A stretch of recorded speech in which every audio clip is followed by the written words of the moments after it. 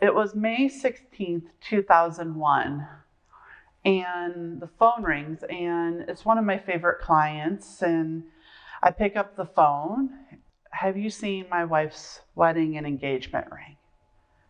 And my heart sunk. There's reasons why he was my favorite client. It was our first client that helped me start Carpe Diem. It was my pastor who believed in me, who taught me leadership and really encouraged me to start this business. And I knew in my gut. And this was the first time that we had theft in our cleaning company. Why him? Why me? And theft is sort of like eating potato chips. You can't just eat one. And that was the beginning of the first time that we really experienced robbery through our cleaning company. And we had client after client contact us, where we had about 5 or 6 clients that were missing things out of their house. And it was in that moment I really had to ask myself, is having a business worth it? What do I want to do? And I entered that valley of decision in that moment. So today I'd like to share with you some of the lessons and some of the filters in which I use to process, how do I get out of this? What are my next steps? What do I do? I had several choices in front of me. I could choose to quit having employees and just become self-employed and become a cleaner and make money. And the reality is with less than 11 employees, I could make more personally cleaning.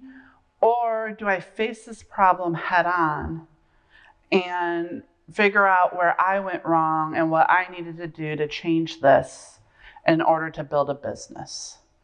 When we went to the police, they're like, oh, you don't have the track record of regular cleaning companies. But because my name was on the line, my heart was broken. So today I'd like to talk to you about leadership and the valley of decision of how do you choose your next steps in that moment of pain. And my definition of leadership is the ability to be able to prioritize, to communicate, and what I call trustability. And today I'd like to focus on the ability to prioritize. Because in that moment, in that valley of decision, I had to prioritize, what do I do? Where did I go wrong? So to understand prioritization, I learned this great principle from Roy H. Williams at the Wizard Academy. And the principle, we call it the tension of two truths. And Niels Bohr was a famous physicist. He said, the opposite of a fact is a lie. The opposite of a profound truth is another profound truth. And the easiest way to demonstrate that is if you were married to a Jewish spouse in Germany during World War I and the Gestapo was at your door, do you prioritize honesty or loyalty? If you prioritize honesty, you'll incur the sin of loyalty and betray. If you prioritize loyalty, you'll incur the sin of honesty and lie. And the reality is, many a times when we're making decisions, we're prioritizing two truths. In that vein, in my 20s, while I was building my business, I had an opportunity to take a time management course. And in that course, they talked about how there's really 2 aspects to your time. There's that which is urgent, and there's that which is important. And Ben Franklin said, he says this, thou lovest life, then do not squander time, for that is the stuff life is made of. And in this training, they introduced us to the Eisenhower matrix. And there's really 4 aspects of where you can spend your time. The first quadrant that you can spend your time in, that which is highly urgent and highly important.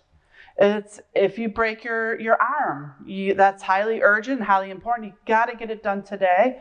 Having a healed arm and not being in pain is also important. It's the client work. It's providing services today, providing cleaning for today. Then there's quadrant 2. Quadrant 2, which is highly important but low urgent. And this is the things that this is where your future lies.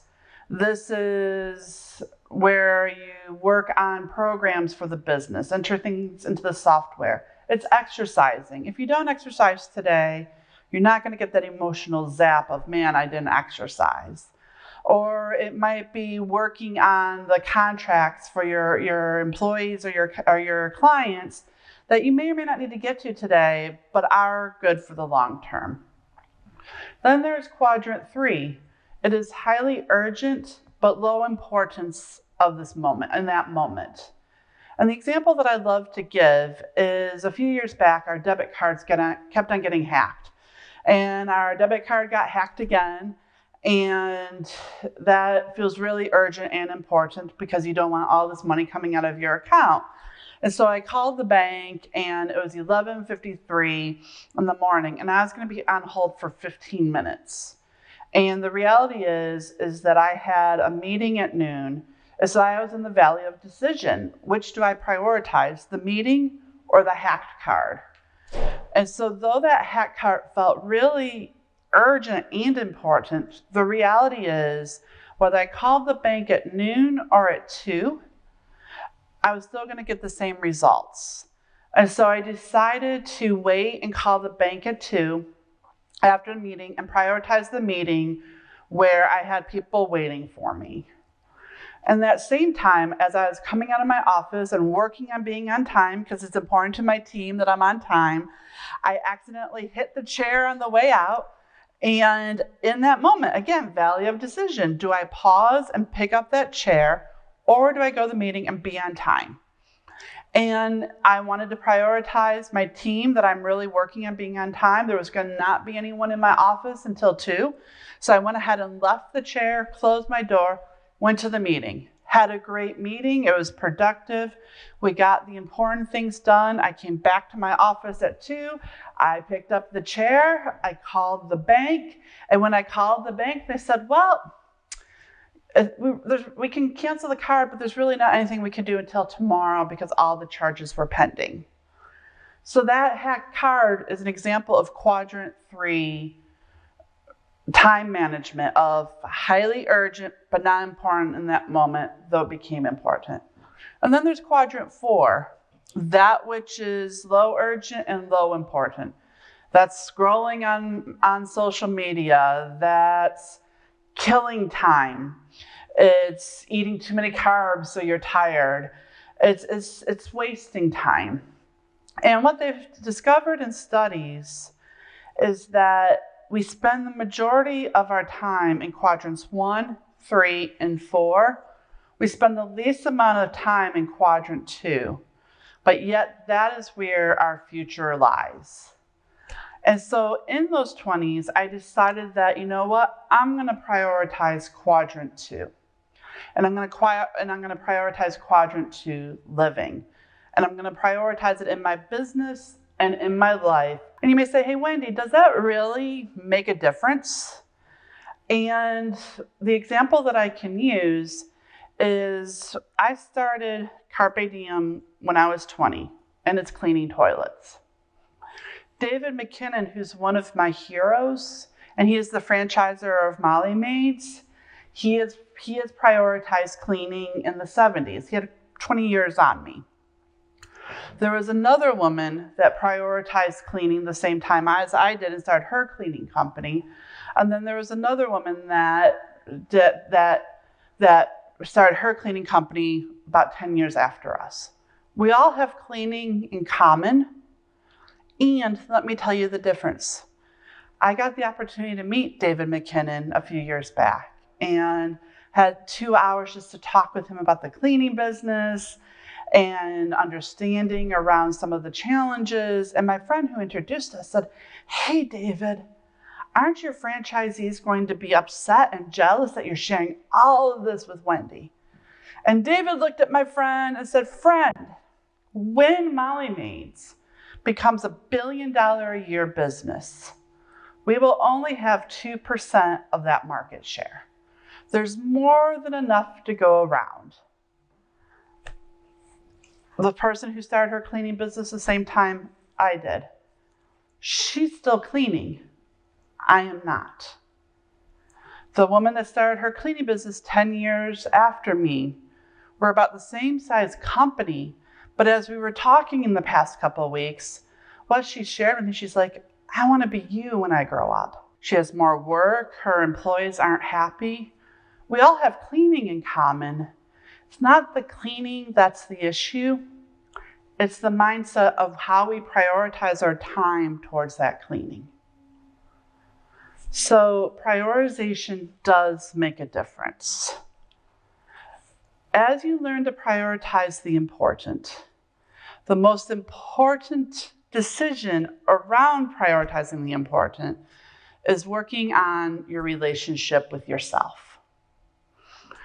And when I've been on a plane, part of the safety calls, they'll say to you, hey, in case of an emergency and the oxygen mask comes down, put your oxygen mask on and then put the oxygen mask on of others.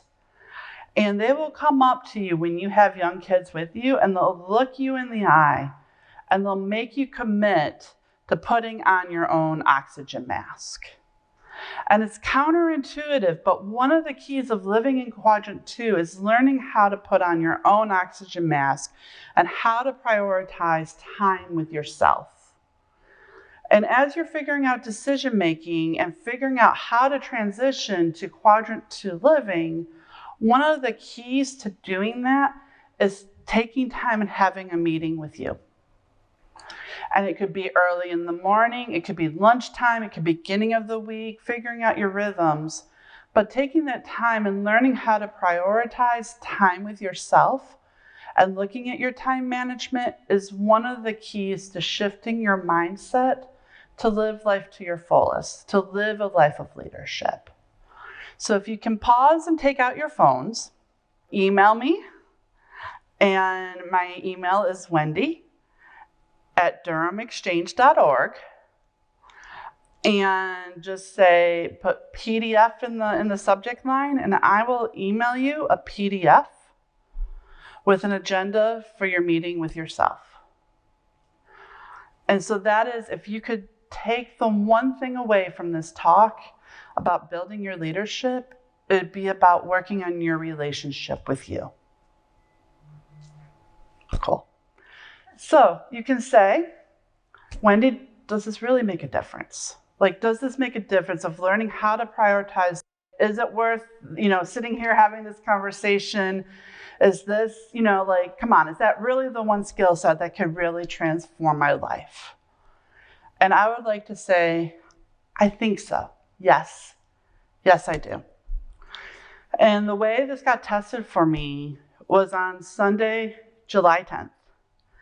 And my son was in Little League. We were in our second day of All-Stars. We were driving to Wilson, North Carolina, about 90 minutes away. And as we were driving, I'm like, this is Little League. I'm so grateful that we don't have to worry about shootings. It was the third out, and they had just gone into the dugout, and the other team was getting on to prep, and his pitching coach was on the pitching mound to get ready for them to bat. And all of a sudden, you hear this noise. And I didn't recognize it. I didn't know what it was. And all of a sudden, you hear parents shouting, shots, shots, shots. And you can see our kids in the dugout flat on their faces in the mud because it rained the night before. In the videos that you can see where the shots had gone past the pitching coach, where he's involuntarily moving as they whiz by, as they end up in my van, in my daughter's stroller. The next 5 minutes was the scariest moment of my life. And in that moment, it was that moment of my life flashing before my eyes. And I'd like just to share some of the thoughts that went through my mind as we were there. First, I was committed that I would protect my son no matter what. And as we were there, all the kids were laying down. One of his teammates was going, I don't want to die. I don't want to die. And the way out of the dugout was from where the shots had come from. And I rushed there, and I was not willing to lay down because I wasn't going to let someone shoot me without fighting. I had to be confident and clear that I was ready to die because we didn't know what was coming. And part of, in those moments, you need to have confidence. So in that moment of time, I started reviewing my life. I had prioritized the important over urgent. I'm like, okay, I don't want to die today. That I was clear about. I had not completed my goals and my dreams. I have some pretty big dreams. I have some long-term goals, and I wasn't going to complete them if I died today. So I knew that I didn't want to die that day, but I was okay with dying. I had my will in place, that my wishes for my kids were going to be there. I had my life insurance in place, not just for my kids, but also for my businesses, because it's not fair to those that are working with me to not have provision just because my life didn't end, because I know that people are relying on me. I had written down my heart for my children, that there would be papers and places for them to be able to know my heart for them. I had conversations with the folks that would be taking care of my kids so they knew my heart for my children. I had my legal paperwork in order for the businesses. So that week, did I spend my time? You hear it of, if you were to die today, did you spend your time on what you would want to spend it on? And the answer was yes. I had invested in the relationships that were important to me. The day before, I'd spent time with my children. I told them that I loved them. I spent time with my close friend and her mom because her mom is dying and she was having a good day. And we had an amazing dinner together. And I had been prioritizing the relationships and the work of my hands that week, that if it had been my last week, I was at peace. I had confidence. I had been clear and clean in my relationships. There were no stones of regret. So I could, with confidence, be able to die that day protecting my son. And fortunately for us, the shooter did not come. There was a parent there that had a conceal and carry, and he had to choose between protecting his son and going to get his gun, and he had gone out to the pitcher's mound and he was ready as well. And the great news is that no one died that day. Still traumatizing. And it was still that gift of moment for me of, have I prioritized well? And I'm grateful. I'm grateful.